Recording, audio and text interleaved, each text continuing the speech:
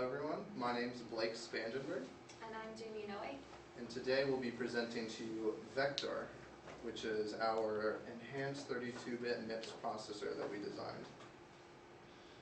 And the scope of this presentation is a little bit, we'll be focusing, we'll have an emphasis on the hardware implementation of our design and focusing on the specific enhancements we made to this architecture.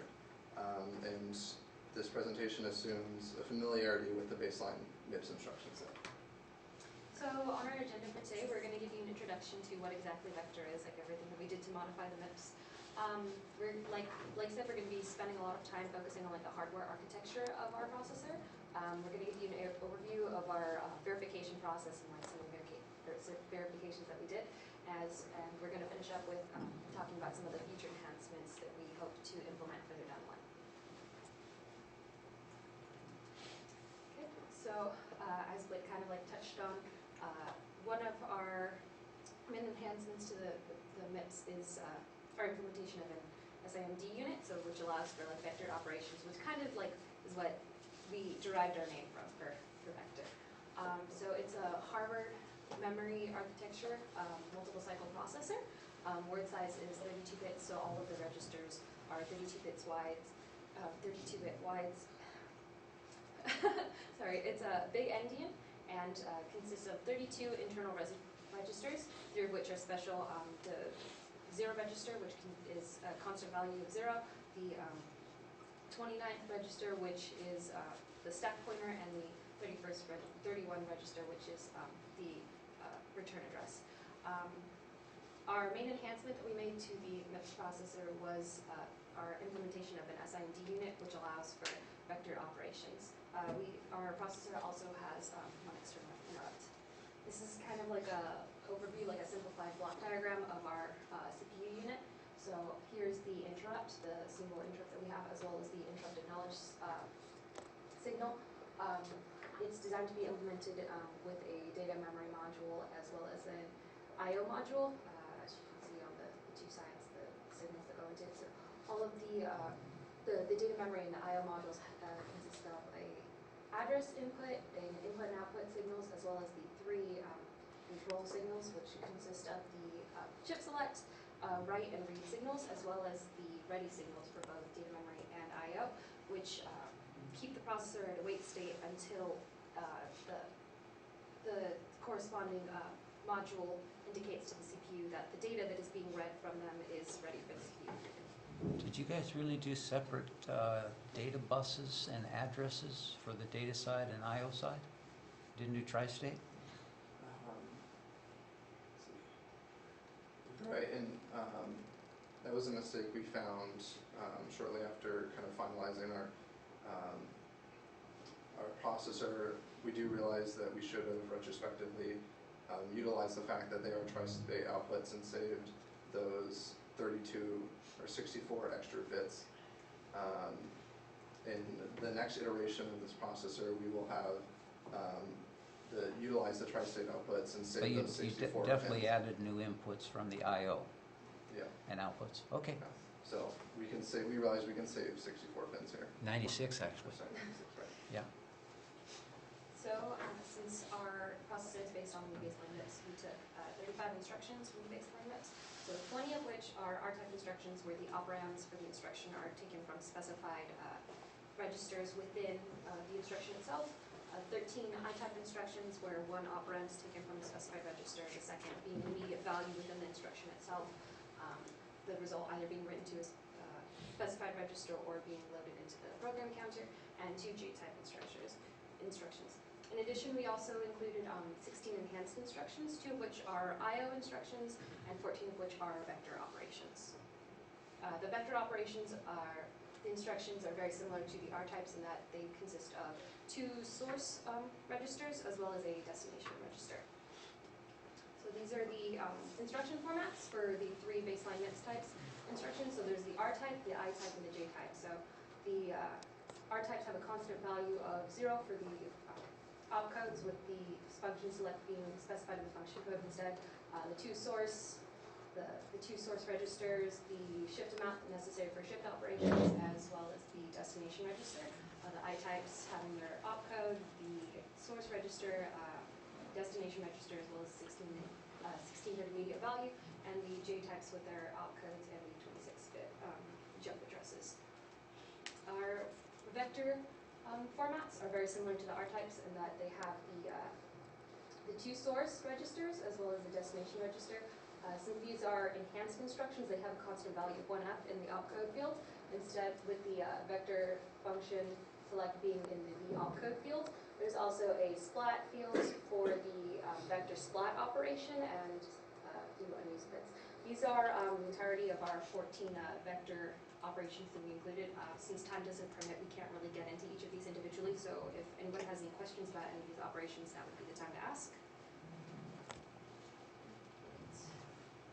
Our processor recognizes the following data types. So we have 32-bit signed integers, 32-bit unsigned integers, as well as our 32-bit vectors, which we'll get into on the next slide.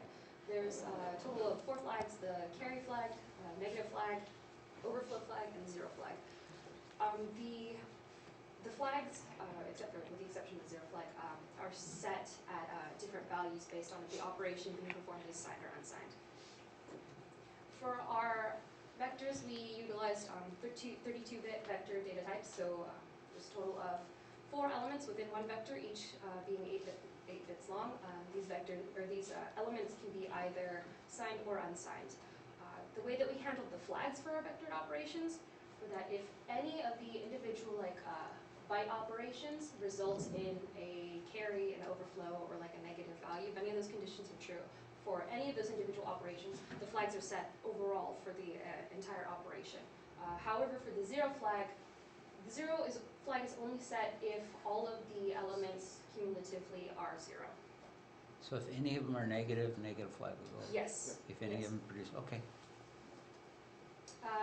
Since this is based on the MIPS processor, which is a RISC machine, there are only 3 addressing modes: the immediate, register, and register indirect. Register indirect only being used within store word and load word operations, and store word and load word operations being the only way to access data memory. Okay, so now I'm going to talk to you a little bit about the actual physical implementation of our design, showing you some detailed diagrams and highlighting the data flow throughout our design. And we'll start off with the simplified top diagram for our CPU module, and you can immediately see our 3 main components of our CPU module being the MCU, or the control unit, the instruction unit, which houses the instruction memory, where the instruction program is held, and then the integer data path, where the majority of the operation occurs. Data path is, the integer part is a little bit misleading because the vector operations do occur in there. They're just, apart from outside of the vector ALU unit, are treated as the same as the integer operations because they are both 32 bits. And so you can see the control unit supplying all the control signals needed. The control unit is a finite state machine. Every state, the control signals are a function of the current state, which tells the design what data to move where through muxes and select bits and that sort of thing. After the first clock is always the same for instruction, it's the fetch, and that gets the instruction out of instruction memory, and data flows through the instruction register to the integer data path, the immediate value sign extended to the integer data path, the PC value if that's needed, as well as the external memory from outside the CPU block. And this is where, if we were utilizing the tri-state buffer, we could combine these into one wire and save space. And then the integer data path has 2 main outputs: the ALU out, which can be used to address the addresses for the 2 external data memories, and then D out, which can actually supply the data to be written there. And again, with tri-state buffers, we can combine these together. and then the MCU handles the interrupt, sorry, this arrow should be pointing the other way, but if it receives an interrupt, that lets it know to diverge its normal operation and initialize an interrupt service routine. You said the IR goes to the integer data path to provide it. Yeah, so this is a simplified diagram. The IR doesn't go directly, but it goes as various addresses. So for Doesn't that example- go to the MCU and the MCU supplies the addresses? Yeah, so then that's something that's missing from this diagram. The IR also needs to go to the MCU because that's what controls what state it jumps to after decoding the instruction, right? So there should be an IR branch as an input to the MCU to tell it how to flow through the finite state machine. I apologize for that. So now we zoom in on the instruction unit, and this is how we have it laid out. At reset, the program counter gets a value of 0. So the first fetch instruction fetches at address 0, and then the 32 bits there into the instruction register, where the program begins at the first instruction. That first instruction is then passed out through IR out, so it can be used in the control unit and in the integer data path. And then the last 16 bits are also sign extended in case the integer data path needs a sign extended 32-bit value as an operand. The PC can be updated in a multitude of ways. If this is high, as set by the MCU, it'll increment it by 4, effectively pointing it to the next address of the next instruction. Or with one of these select values and this load value, you can load a direct value to the PC, such as with the jump register instruction. You can load an offset based on the current program counter value, which is used for branch instructions, or you can modify the 26 bits currently in the instruction register in order to do a jump instruction or jump in link. And so this is our integer data path. And you can see at the top we have the register file, and data flows from there into the RS and RT registers, which are operands. Then there's the 2 ALUs that, and other various signals that produce results in these registers, and then you can select the output to do various things with them. And all along the sides you have a lot of control signals coming from the control unit, depending on what state it is. So zooming in on that top portion there, we can get a better look at the reg file, where the addresses of the 2 operands can be selected from the instruction register. And during the second clock of all instructions, the decode state, RS is loaded with the value specified by the instruction register, or 29 in the case of in the case of popping values off the stack, which is used in our return from interrupt function.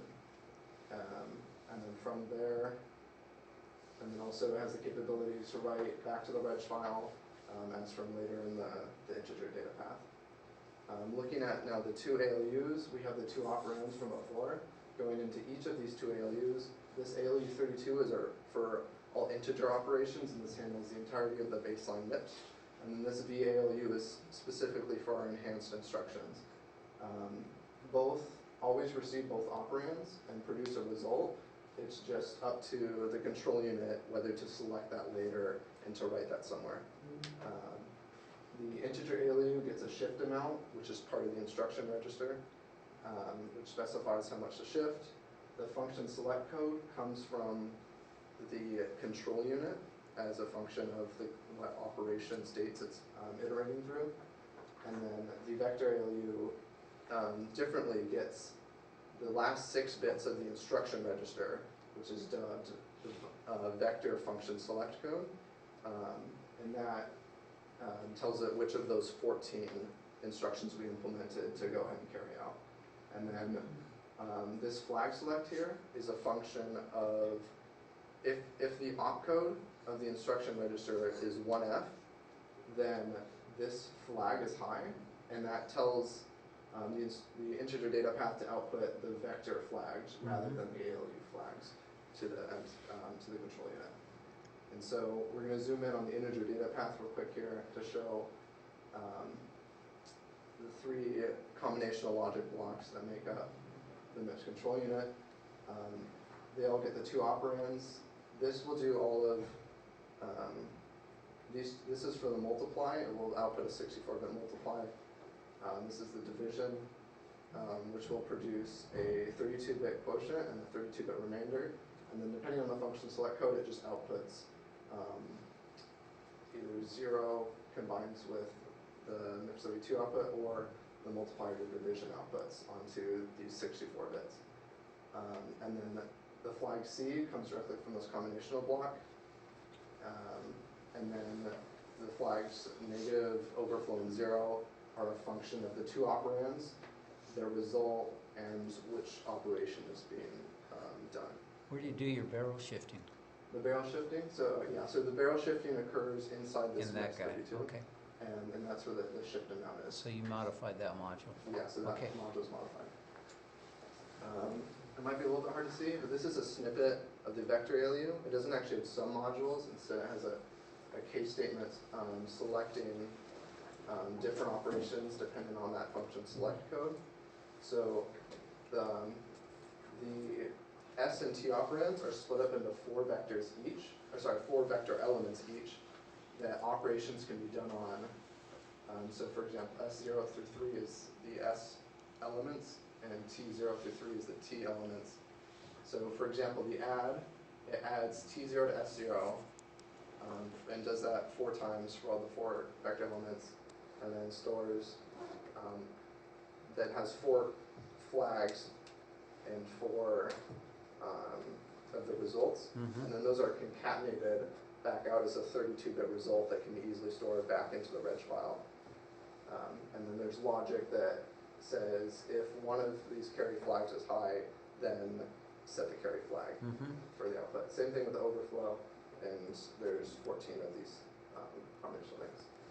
So then stepping back out from the ALUs, looking at the bottom, we have these results. It's just a matter now of selecting one of the results to either address an external memory or write back to the reg file. And then, of course, the data output to the external memories. And so the control unit, which drives this all, has 72 states. They always, the instructions always begin with fetch and then decode, and then jump into a linear step of states that iterate through until reaching back to the fetch state once the instruction is completed. We also implemented an exception state. So if any requirement meant for an exception, the exception flag is set high, and the exception code register, which is 8 bits, is set with a value. And then next time it goes to fetch an instruction, if that flag is high, it goes to the exception state where an external device could read the exception code and find out why the CPU is halted. So as an example, if the Z flag is high impedance, then the exception state will go high. The exception code will get 1F, which signifies a divide by 0 error, and then execution will halt after that execution state. How does it read it though? How does it read the exception code? So the exception code, right now it's only in the MCU. Is it a dangling output or something right now? Yeah, so to make use of the exception state, you would have to add an output from the CPU module, so that, and the flag too, so that there's an external device can be listening for that exception flag. If it sees the exception flag go up, it knows there's an exception code to be read and done something with. So next we're going to give you an overview of the verification of our processor. So the methodology behind our verification is we created a test module in order to simulate our CPU and wire it to the data memory and I/O modules. From there we loaded the instruction memory within the CPU with a test program beginning at address location 0. After we executed all of the instructions, we displayed the relevant memory and register contents in order to the console, and then from there compared the results of the register and memory dumps to our anticipated results to see if we were getting what we had expected. We then repeated this process with 15 different test programs in order to verify the behavior of all of our instructions. So this is just kind of an overview or a block diagram of that verification process. We have the CPU unit here wired to the data memory and I/O modules. On the left here in this block of code, you can see that we are loading registers 1 through 5 with initial values, and then from there performing our vector operations. So this example here is verifying the functionality of our vector operations. And then on the right here, you can see the assembled code resulting from this from this test program. So we're going to take a closer look at the vector subtract saturated instructions and the vector splat instructions.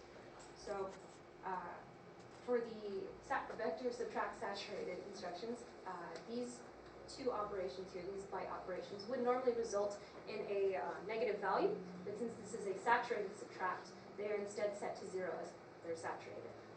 But the other two operations, since they're not reaching into the negative realm, they're just set like they would a normal subtraction operation, so we can see that the subtract saturated operation is functioning properly.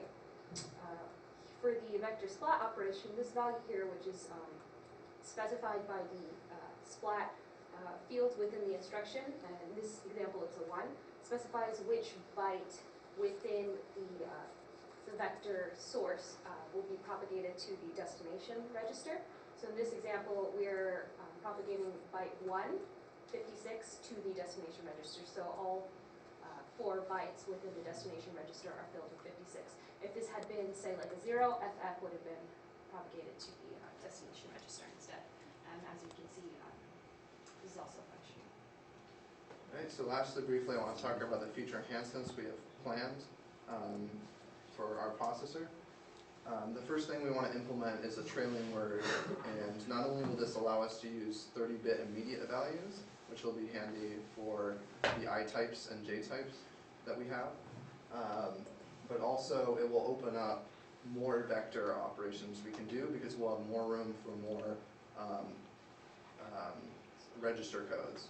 So there are these are a couple vector operations that produce 2 resultants, and that can be stored in 2 different registers, and that's something useful that we didn't have space for in our 32-bit instructions. And then additionally, we're thinking about scaling up our 32-bit vector because 4 bytes isn't a whole lot and not a lot of power you can get from computing that, to a 64-bit 8x8 vector, and that would either require loading 2 words from the reg file in memory, or having a separate reg file in a separate vector data path module that'll be more complex, but really optimized for vector operations. So I want to thank you for taking the time to listen to our presentation. Excellent job.